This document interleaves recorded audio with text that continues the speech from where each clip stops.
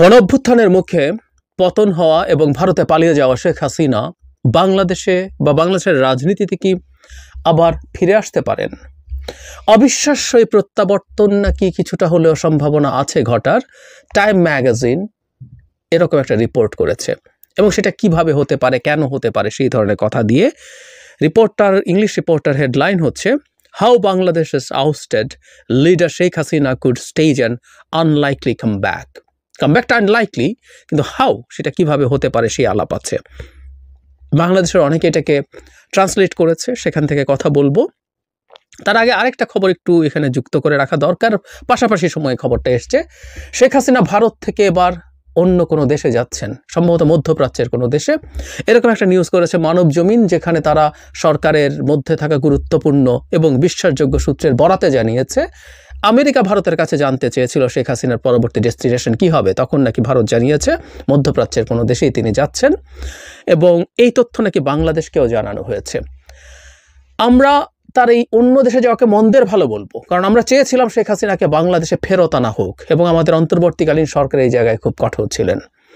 ভারত যদি তাকে অন্য কোনো দেশে পাঠিয়ে দেয়, আমরা তারপরও ভারতকে আসলে দায়ী করতে ছাড়বো না, কারণ এই ভয়ঙ্কর ক্রিমিনালকে বাংলাদেশের হাতে হস্তান্তর না করাটা ভারতের চরম ধৃষ্টতা হবে। কিন্তু যে বলছিলাম মন্দের ভালো এই অর্থে, তিনি ভারতে বসে বসে যেভাবে বাংলাদেশের এই সরকারকে ডিস্টেবিলাইজ করার চক্রান্ত করছেন, নোংরা চক্রান্ত করছেন, সেটা কিছুটা হলেও বাধাপ্রাপ্ত হবে, কারণ দূরে থাকলে এই কাজগুলো তুলনামূলকভাবে একটু কঠিন হবে।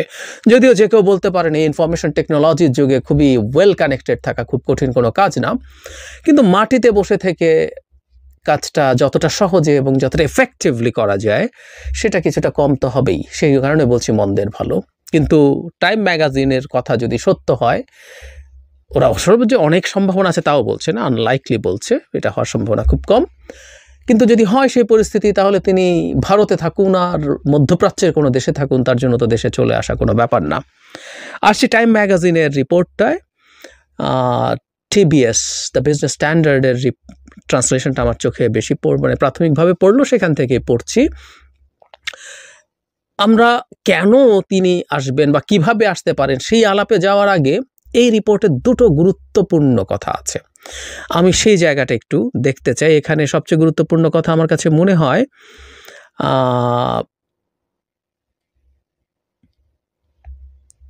মানে বর্তমান সরকারের বিরুদ্ধে যেসব অভিযোগ করা হচ্ছে সেই অভিযোগগুলোকে কিভাবে দেখা হচ্ছে। আমি একটু পড়ি।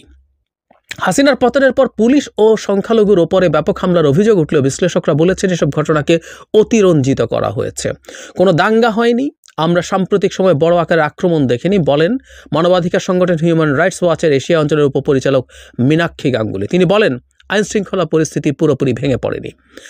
আমরা হিউম্যান রাইটস ওয়াচের এই ভূমিকাটা খেয়াল করি। আমি আবারও পড়ি তিনি কি বলছেন। মানে প্রচুর প্রোপাগান্ডা হচ্ছে, আমরা জানি ভারত সকাল বিকালে এই প্রোপাগান্ডা করছে, ভারতের একেবারে সরকারের পক্ষ থেকেও এটা হচ্ছে। তিনি বলছেন কোনো দাঙ্গা হয়নি, আমরা সাম্প্রতিক সময়ে বড় আকারের আক্রমণ দেখিনি, আইনশৃঙ্খলা পরিস্থিতি পুরোপুরি ভেঙে পড়েনি। মীনাক্ষী গাঙ্গুলি ক্লিয়ারলি বলছেন। আরেকটা জায়গায় তিনি আওয়ামী ন্যারেটিভকে ডিবাঙ্ক করেছেন। এখানে একটা জায়গায় এরকম, অচলাবস্থা যতদিন গড়তে থাকবেন তাই নতুন বয়ান সৃষ্টি হওয়ার সম্ভাবনা বাড়বে। যদিও জয় তার মায়ের দমন পীড়নের কিছু ভুল স্বীকার করেন, মৃতের সংখ্যা নিয়ে তর্ক করছেন না, তবে তিনি জোর দিয়ে দাবি করেছেন অন্তত অর্ধেক হত্যাকাণ্ড জঙ্গিরা ঘটিয়েছে, যারা সম্ভবত বিদেশি গোয়েন্দা সংস্থা থেকে অস্ত্র পেয়েছিল। তবে জয়ের এই দাবির সপক্ষে বলার মতো কোনো প্রমাণ নেই। মীনাক্ষী গাঙ্গুলি বলেন, আবারও তিনি বলছেন পুলিশের অতিরিক্ত বল প্রয়োগ এবং আন্দোলন দমনের আদেশ দেওয়ার অসংখ্য ভিডিও রয়েছে। ক্লিয়ার। সুতরাং এখানে আমরা দেখছি যে আন্তর্জাতিক অত্যন্ত গুরুত্বপূর্ণ সংস্থা হিউম্যান রাইটস ওয়াচ বাংলাদেশ সম্পর্কে যে ন্যারেটিভ আওয়ামী লীগ এবং ভারত তৈরি করতে চাইছে সেটাকে ডিবাঙ্ক করছে। এরপরে যে জিনিসটা আমার কাছে ইম্পর্টেন্ট মনে হয়েছে, সেটা মানে একটু খেয়াল করা দরকার, সেটা হলো কয়েকদিন আগে পাঠ্যপুস্তক সংশোধন নিয়ে একটা কমিটি নিয়ে যাওয়া হয়েছে। আমি বলছিলাম যে আমরা এখন অনেক কাজ করছি যেগুলোর আসলে পরিণতি ভাবছি না। আমি বলছি না যে আবার ওই ডিবেটে আমি ঢুকছি না, এটা সঠিক কি ভুল, কিন্তু টাইমিং ইজ ইম্পর্ট্যান্ট। যখন পাঠ্যপুস্তকের কমিটি থেকে সরিয়ে ফেলা হলো দুজনকে অভিযোগের ভিত্তিতে, এই প্রসঙ্গে এটা এখন টাইমে এসছে। আমি প্রায় বলছি যে এই জিনিসগুলো যখন আন্তর্জাতিক মিডিয়াতে আসে সেই আশাগুলো এক ধরনের ন্যারেটিভ তৈরি করতে সাহায্য করে, যারা এই ন্যারেটিভ তৈরি করতে চায় যে বাংলাদেশ জঙ্গিবাদীদের হাতে চলে গেছে। এখানে বলছে 31 সেপ্টেম্বর ট্রান্সপারেন্সি ইন্টারন্যাশনাল বাংলাদেশ সরকারের পক্ষ থেকে পাঠ্য বই পর্যালোচনা করার জন্য গঠিত একটি কমিটির বিলুপ্তির সিদ্ধান্তকে ইসলামী মৌলবাদীদের সঙ্গে গুরুতর এবং বিপজ্জনক আপোষ হিসেবে আখ্যা দিয়েছে। এর জবাবে ইসলামী সংগঠন হেফাজতে ইসলামের নেতারা এসব উদ্বেগকে ফ্যাসিবাদী বলে নিন্দা জানিয়েছেন। মতবিরোধ তৈরি হওয়ার কথা কিন্তু টাইম উল্লেখ করছে, এবং মতবিরোধ তৈরি হওয়ার যে প্রবাবিলিটি আছে এবং সেই মতবিরোধ হওয়াটা যে এই সরকারের জন্য ঝুঁকির একটা দিক, সেটা তারা রাইটলি আইডেন্টিফাই করেছে। আমাদের এই মতবিরোধগুলো ভালো না, আমরা একটু সতর্ক থাকি, অ্যাটলিস্ট আমাদের টাইমিংটা বিবেচনায় রাখতে বলছি। বাকি আলোচনা আর কখনো করা যাবে। শেখ হাসিনা ফিরতে পারেন কিনা সেটা কি প্রেক্ষাপটে এবং কেন বলছে সেটা একটু এই জায়গাটা একটু পড়ি, এটা আমাদের কাজে লাগবে। অন্তর্বর্তী সরকারে কোনো রাজনৈতিক দলের উপস্থিতি না থাকার দরুন নতুন নির্বাচনের দাবি আরও জোরালো হবে। এই সরকারের বৈধতা আছে, জনসমর্থন আছে, কিন্তু জনপ্রতিনিধিত্ব নেই বলেছেন নরওয়ের অসলো বিশ্ববিদ্যালয়ের বাংলাদেশি গবেষক মুবাশশর হাসান। বাংলাদেশ প্রসঙ্গে মুবাশশর অনেক কথা বলছেন, খুবই গুরুত্বপূর্ণ ভূমিকা পালন করছেন। আমরা জানি প্রচুর বিদেশি টকশোতে আমাদের যে ন্যারেটিভ সেটা অত্যন্ত ব্রিলিয়ান্টলি পুট করছেন। সংস্কারকরা সত্যিই জটিল এক পরিস্থিতিতে পড়েছেন। কার্যকর সংস্কার বাস্তবায়ন করতে এবং দুর্নীতিবাজদের শাস্তির আওতায় আনতে সময় লাগবে, কিন্তু যে দেশে সাধারণ মানুষ অর্থনৈতিকভাবে হিমশিম খাচ্ছে সেখানে খুব শীঘ্রই জনগণ ধৈর্য হারাবে। রাজনৈতিক অস্থিরতা ও সাম্প্রতিক ভয়াবহ বন্যার কারণে গত সপ্তাহে এশীয় উন্নয়ন ব্যাংক বাংলাদেশের অর্থনৈতিক প্রবৃদ্ধির পূর্বাভাস 6.6% থেকে কমিয়ে 5.1% করেছে। জানুয়ারির নির্বাচনের আগে বিএনপি কর্মীদের বিরুদ্ধে লক্ষাধিক মামলা দায়ের করা হয়েছিল। যুক্তরাষ্ট্রের নির্বাচন অবাধ সুষ্ঠু হয়নি বলে উল্লেখ করেছিল। ট্রান্সপারেন্সি ইন্টারন্যাশনালের 2022 সালের দুর্নীতির ধারণা সূচকে বাংলাদেশ 180টি দেশের মধ্যে ইরানের সঙ্গে যৌথভাবে 147তম অবস্থানে ছিল এবং তালেবান শাসিত আফগানিস্তানের এক ধাপ ওপরে ছিল। এই জায়গাটা থেকে আমরা একটু খেয়াল করি। সংস্কারপন্থীদের আশঙ্কা, দেশকে দ্রুত সংস্কারের দিকে নিয়ে যেতে না পারলে আওয়ামী লীগ আমলের এসব দুর্নীতির স্মৃতি সাধারণ মানুষের স্মৃতি থেকে ফিকে হতে শুরু করবে। উইলসন সেন্টারের সাউথ এশিয়ান ইনস্টিটিউটের পরিচালক মাইকেল কুগেলম্যান হাসিনার প্রত্যাবর্তনের সম্ভাবনাকে উড়িয়ে দিতে পারছেন না। কুগেলম্যান বলেন, হাসিনার প্রত্যাবর্তন বেশ সম্ভব। দক্ষিণ এশিয়ার পরিবারতান্ত্রিক রাজনৈতিক ইতিহাস ঘাঁটুন, দেখবেন পরিবারতান্ত্রিক রাজনৈতিক দলগুলোকে দেউলিয়া মনে হলেও এই দলগুলোকে একেবারে বাতিলের খাতায় ফেলতে পারবেন না। এখানে একটা জায়গায় এসে বলা হচ্ছে আমাদের এখানকার যারা বাংলাদেশি যারা অন্যান্য অ্যানালিস্ট আছেন তারা আবার এটাকে ঠিক সেভাবে দেখেন না। এখানে মুবাশশরও দ্বিমত করছেন, এবং এখানে আরেকটা জায়গা আছে যেখানে আমাদের খুবই সবার পরিচিত তৃতীয় মাত্রার উপস্থাপক জিল্লুর রহমান, জিল্লুর ভাই এভাবে ব্যাপারটাকে বলছেন। তবে অন্তর্বর্তীকালীন সরকারের কার্যক্রম যদি স্থবির হয়ে পড়ে তাহলে যে হাসিনার প্রত্যাবর্তনের সুযোগ বাড়বে সে বিষয়ে সবাই একমত। ঢাকা ভিত্তিক think tank centre for governance স্ট্র্যাটেজির নির্বাহী পরিচালক জিল্লুর রহমানের মতে, আগামী দশকে বাংলাদেশের রাজনীতিতে হাসিনা ও তার দলের গুরুত্বপূর্ণ ভূমিকা রাখার কোনো সুযোগ নেই। তবে অন্তর্বর্তীকালীন সরকার ব্যাপকভাবে ব্যর্থ হলে এই প্রেক্ষাপট বদলে যেতে পারে। এখন আসলে ওই জায়গাটা আমরা আসতে চাই। এই যাবতীয় মতগুলো মানে কুগেলম্যানের এই আলাপ, আমি কুগেলম্যান তো শেখ হাসিনাকে বহু বছর ক্ষমতায় রেখে দিয়েছিল।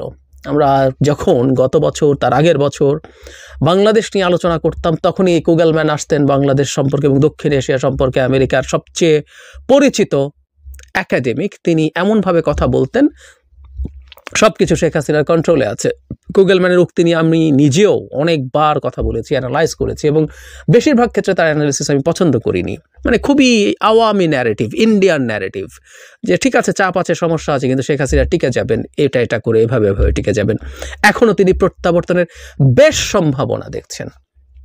আমরা তাত্ত্বিকভাবে ধরে নেই যে এই সরকার এখানে অর্থনীতির সংকটের কথা বললো এবং নানা রকম মিসম্যানেজমেন্ট, আমাদের মধ্যে বিভেদ আছে, সেটাও টাইম ম্যাগাজিন এনেছে। দুর্নীতি ছিল, অভিযোগ আছে, কিন্তু যখন নতুন সরকারটা ভালো চলবে না সেটা আসলে ঝুঁকি বাড়াবে, এটাতে কোনো সন্দেহ নেই। কিন্তু শেখ হাসিনার প্রত্যাবর্তন কি তাতে হবে? বহুদিন বলছি, একটু সাথে যোগ করে রাখি, সরকারকে কিন্তু কেয়ারফুল থাকতে হবে। মানুষের দৈনন্দিন জীবনযাপন যদি স্মুথ না করা যায়, মানুষের জীবনের যুদ্ধকে যদি ঠিকঠাক না করা যায়, যেসব অভিযোগের কারণে শেখ হাসিনাকে পালাতে বাধ্য হতে হয়েছে, সেই জায়গাগুলো রাতারাতি উল্টো করে ফেলতে হবে তা না, কিন্তু দৃশ্যমান পরিবর্তন হতে শুরু করেছে। এটাকে যদি ভিজিবল না করা যায় তাহলে সরকারের জনপ্রিয়তা কমবে এবং তখন সংস্কার সহ অন্যান্য সব কিছু নিয়ে মানুষের মনোযোগ পুরোপুরি চলে যাবে, এতে কোনো সন্দেহ নেই। কিন্তু শেখ হাসিনা কি ফিরবেন তাতে? সম্ভব কোনোভাবে? আমি শেখ হাসিনার প্রত্যাবর্তন একেবারেই অসম্ভব মনে করি।